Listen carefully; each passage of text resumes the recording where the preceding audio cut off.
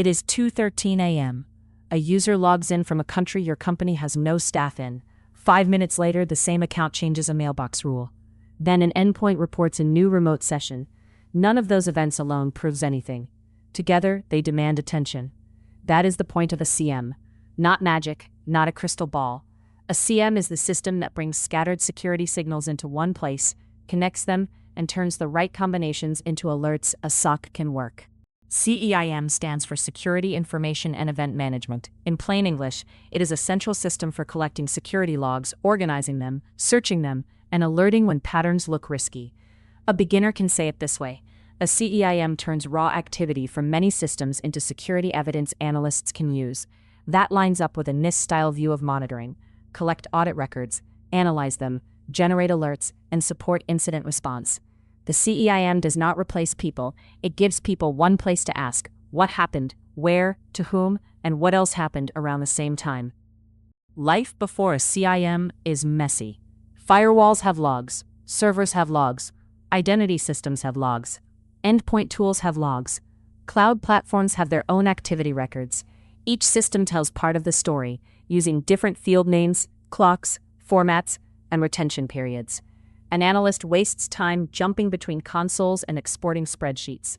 A suspicious login might sit in one place, while the matching file access sits somewhere else. By the time the team connects the dots, the trail may be cold. The SIEM solves this by building a shared security timeline. It makes evidence searchable, comparable, and usable during triage. Here is the pipeline. Step 1. Collection. Events arrive through agents installed on systems, syslog from network and server gear, and cloud APIs that pull identity, audit, and platform logs. Step 2. Parsing. The SIEM breaks each raw message into fields like source IP, username, hostname, action, result, and timestamp. Step 3. Normalization.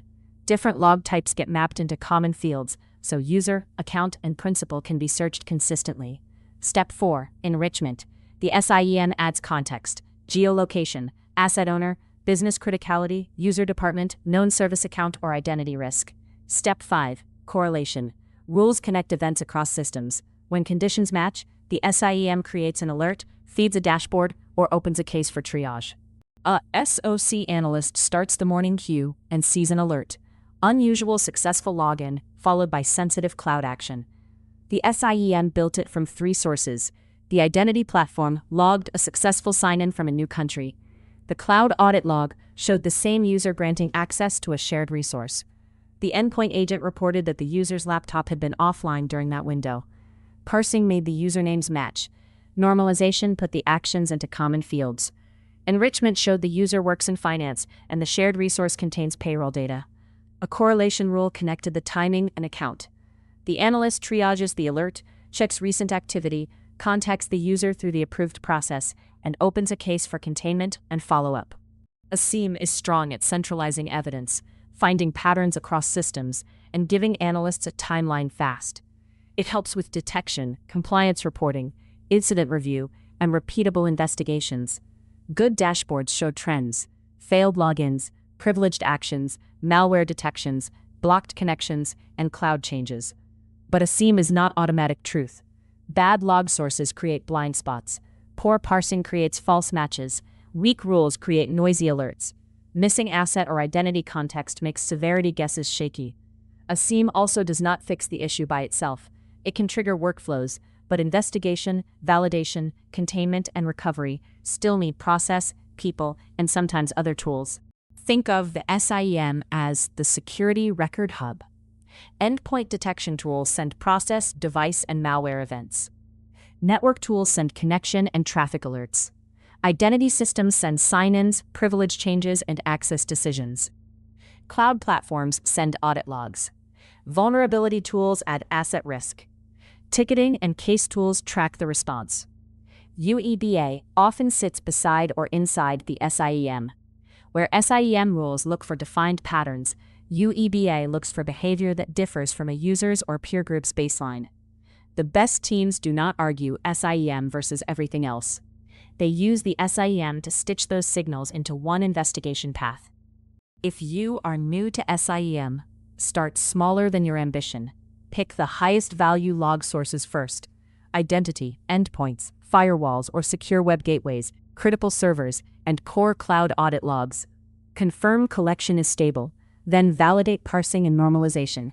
Can you search by username, host, source IP, action, and result across sources? Add enrichment early. Asset criticality, user department, admin status, and service account labels reduce guesswork. Learn basic query language, time filtering, field extraction, and rule logic. Build a few high-confidence detections before chasing volume. For a team, document alert ownership, triage steps, severity rules, and when an alert becomes a case. Recap in 3 beats. 1. A SIEM collects security events from agents, syslog, and cloud APIs, then keeps them searchable. 2. It parses, normalizes, and enriches logs so different systems can speak the same investigation language. 3. It uses correlation rules, dashboards, and alert workflows to move from signal to triage to case. The value is not the tool sitting there. The value is clean data, useful context, tuned detections, and analysts who know what to do next. Subscribe for a new Security Tools Decoded episode daily, plus the daily ranked CVE brief on this channel.